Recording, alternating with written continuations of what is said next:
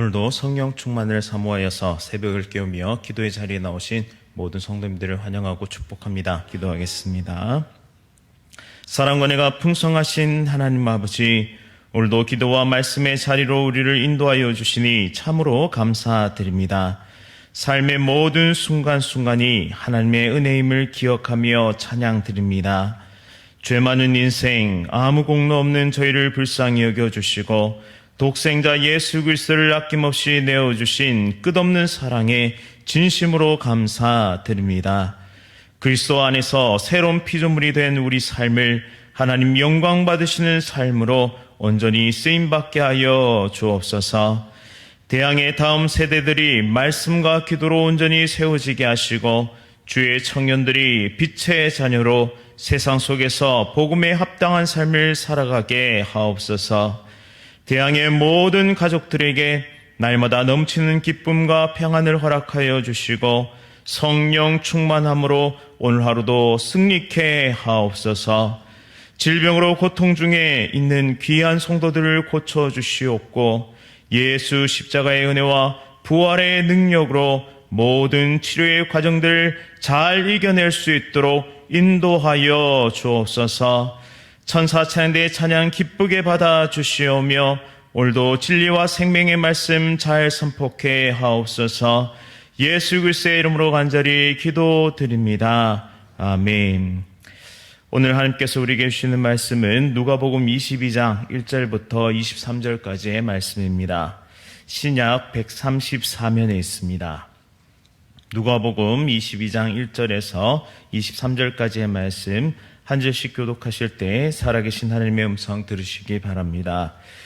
6월절이라 하는 무교절이 다가오매 서기관들이 예수를 무슨 방도로 죽일까 궁리하니 이는 그들이 백성을 두려워함이더라.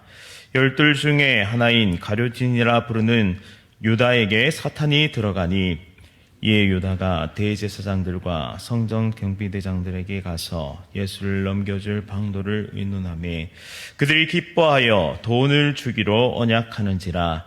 유다가 허락하고 예수를 무리가 없을 때에 넘겨줄 기회를 찾더라. 6월절 양을 잡을 무교절 날이 이른지라. 예수께서 베드로와 요한을 보내시며 이르시되 가서 우리를 위하여 6월절을 준비하여 우리로 먹게 하라. 여짜오되 어디서 준비하기를 원하시나이까? 이르시되 보라, 너희가 성내로 들어가면 물 한 동이를 가지고 가는 사람을 만나리니 그가 들어가는 집으로 따라 들어가서 그 집 주인에게 이르되 선생님이 내게 하는 말씀이 내가 내 제자들과 함께 6월절을 먹을 객실이 어디 있느냐 하시더라 하라. 그리하면 그가 자리를 마련한 큰 다락방을 보이리니 거기서 준비하라 하시니 그들이 나가 그 하신 말씀대로 만나 6월절을 준비하니라. 내가 이름에 예수께서 사도들과 함께 앉으사 이르시되 내가 고난을 받기 전에 너희와 함께 이 6월절 먹기를 원하였노라. 내가 너희에게 이르노니 이 6월절이 하나님의 나라에서 이루기까지 다시 먹지 아니하리라 하시고 이에 잔을 받으사 감사하기도 하시고 이르시되 이것을 갖다가 너희끼리 나누라. 내가 너희에게 이르노니 내가 이제부터 하나님의 나라가 임할 때까지 포도나무에서 난 것을 다시 마시지 아니하리라 하시고 또 떡을 가져 감사하기도 하시고 떼어 그들에게 주시며 이르시되 이것은 너희를 위하여 주는 내 몸이라. 너희가 이를 행하여 나를 기념하라 하시고 저녁 먹은 후에 잔도 그와 같이 하여 이르시되 이 잔은 내 피로 세우는 새 언약이니 곧 너희를 위하여 붓는 것이라. 그러나 보라, 나를 파는 자의 손이 나와 함께 상위에 있도다. 인자는 이미 작정된 대로 가거니와 그를 파는 그 사람에게 화가 있으리로다 하시니. 함께 읽겠습니다. 그들이 서로 묻되 무리 중에서 이 일을 행하는 자가 누구일까 하더라. 아멘. 배신, 헌신, 주님의 만찬. 배신, 헌신, 주님의 만찬이라는 제목으로 말씀을 선포하도록 하겠습니다. 오늘 본문 1절에 보시면 6월절이라 하는 무교절이 가까워 왔습니다. 이 무교절과 6월절은 원래 분리된 절기였지만 예수님 당시에는 이미 하나로 통합된 상태로 무교절은 니스안월 15일에 시작하고 7일 동안 이어졌습니다. 유월절은 애굽에서 이스라엘을 구원하신 하나님의 구원 사역을 기념하는 절기고, 무교절은 이스라엘이 출애굽 전날 밤에 무교병만 먹은 것을 기념하는 날입니다. 유월절 기간에는 수십만 명의 이 군중들이 예루살렘으로 몰려들었는데요. 왜냐하면 유월절은 이스라엘의 3대 절기 중에 하나였기 때문입니다. 그런데 정치적으로는 매우 위기 상황을 초래할 수 있는 그런 날이었습니다.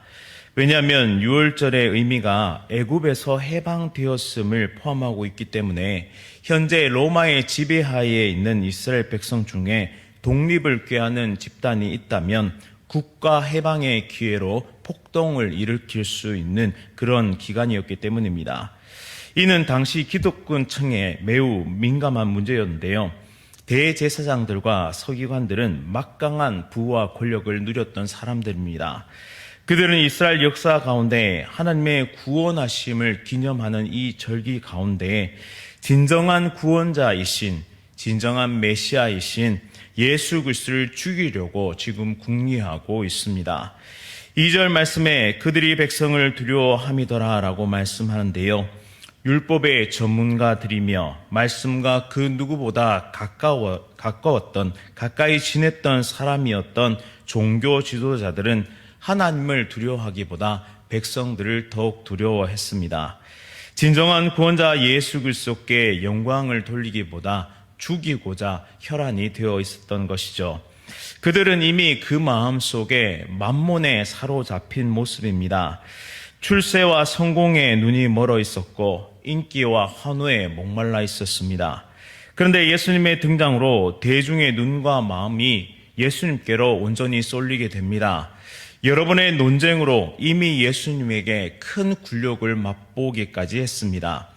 그들의 공격적인 태도와 질문은 오히려 진리의 말씀을 더욱 드러나게 하는 기회가 되었습니다.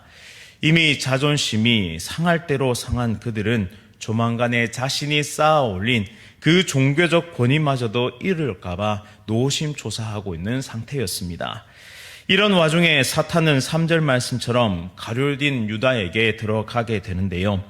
유다는 대제사장들과 성전 경비대장들과 결탁해서 돈을 받고 예수님을 배반할 계획을 수락합니다. 하나님의 통치를 거부하고 바로 만몬의 법칙에 넘어가고 만 것이죠. 돈의 신에게 자신의 인생을 바치게 된 것입니다. 예수님을 잡아 죽일 궁리만 하던 그들에게 매우 희소식이었습니다. 그래서 5절 말씀은 그들이 기뻐하여 돈을 주기로 언약하는지라 라고 말씀하는데, 여기서 기뻐하다라는 이 원어적 의미의 원래 뜻을 살려 번역해 보자면 심히 기뻐하여입니다. 예수를 드디어 잡아 죽일 수 있게 되었구나, 쾌재를 올리게 된 것이죠. 누가복음에서 기뻐하다는 일반적으로 하나님 구원 행위에 대한 반응을 가리킬 때 사용되던 단어인데요. 근데 여기에서의 기쁨은 잘못된 기쁨입니다. 그들의 내면이 얼마나 분노와 욕망으로 가득 차 있었는지를 보여줍니다.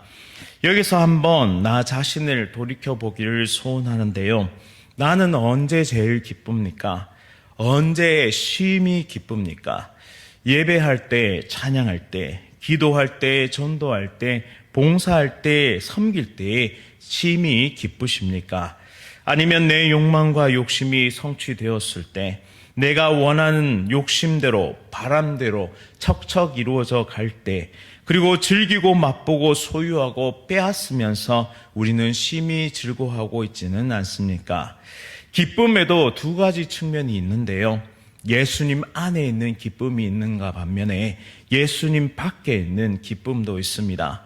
신앙 안에 있는 기쁨이 있는 반면에 신앙 밖에 있는 기쁨이 있다는 것이죠. 그런데 진정한 기쁨은, 그리고 영원한 기쁨은 오직 예수 그리스도 안에 있는 줄을 믿으시기 바랍니다.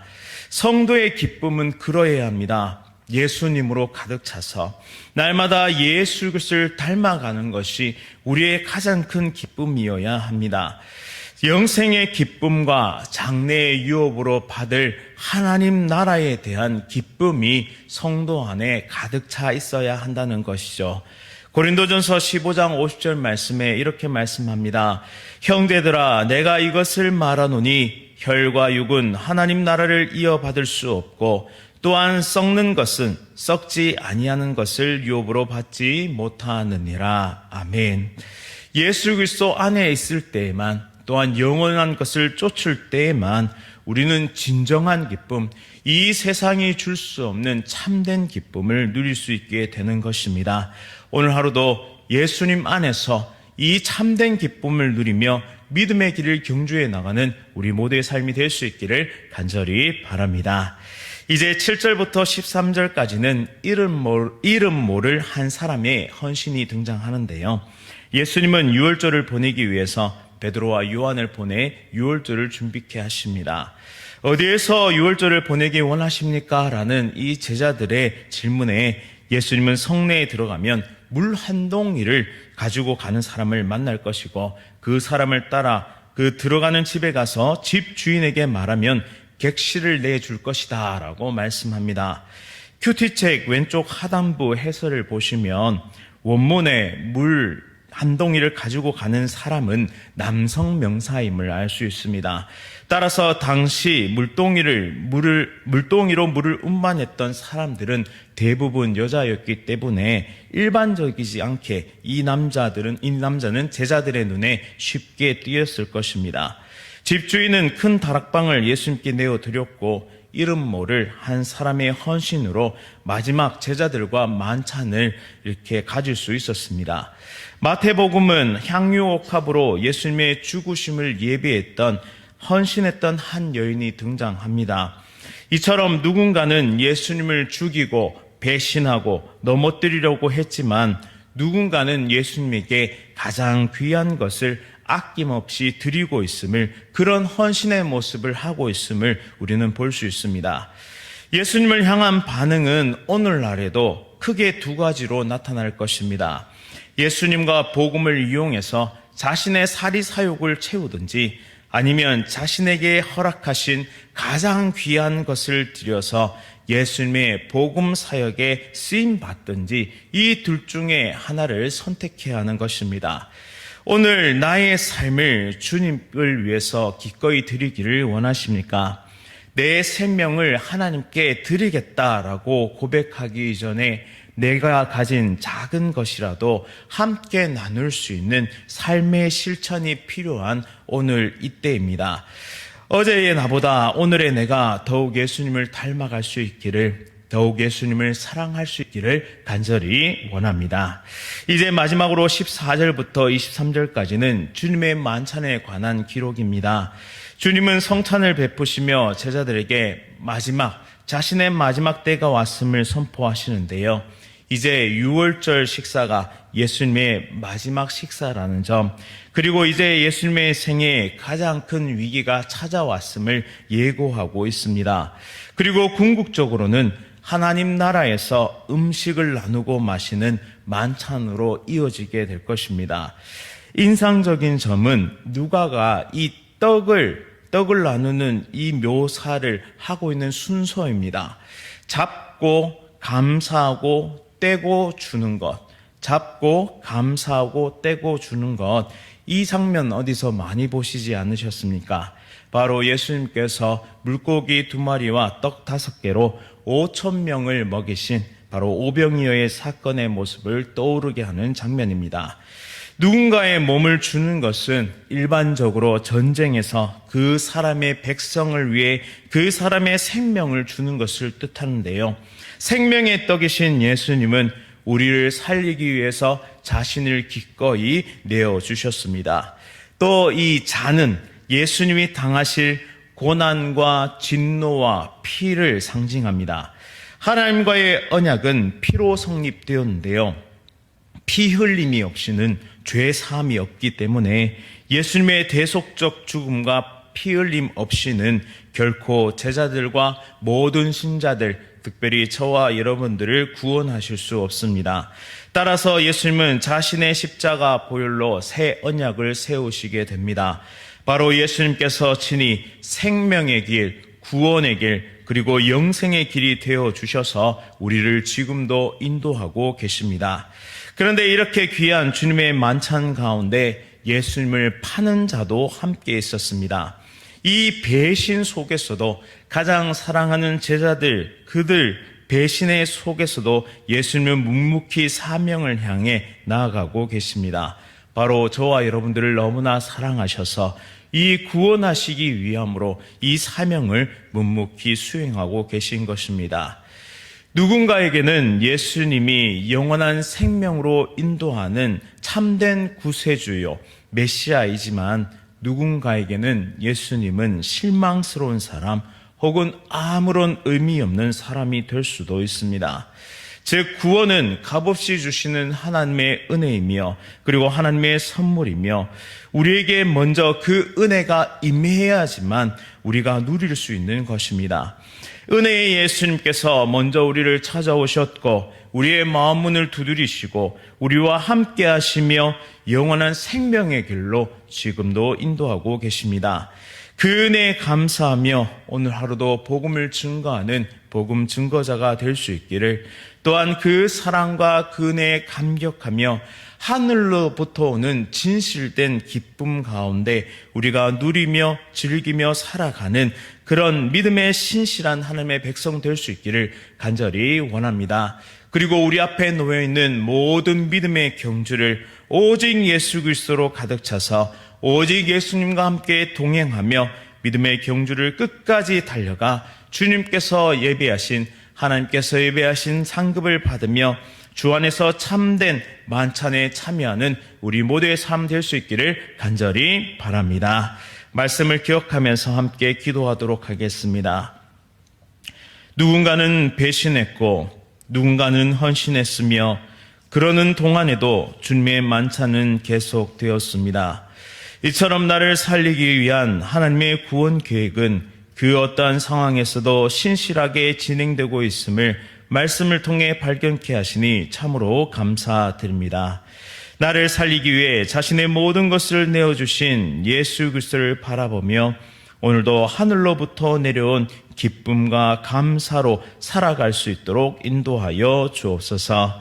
하나님께 받은 구원의 은혜를 날마다 누리며 살아가게 하시고 내게 가장 소중한 것을 아낌없이 내어주신 하나님께 내 삶의 가장 귀한 것을 드리며 살아가도록 믿음의 분량이 더욱 자라가게 하옵소서.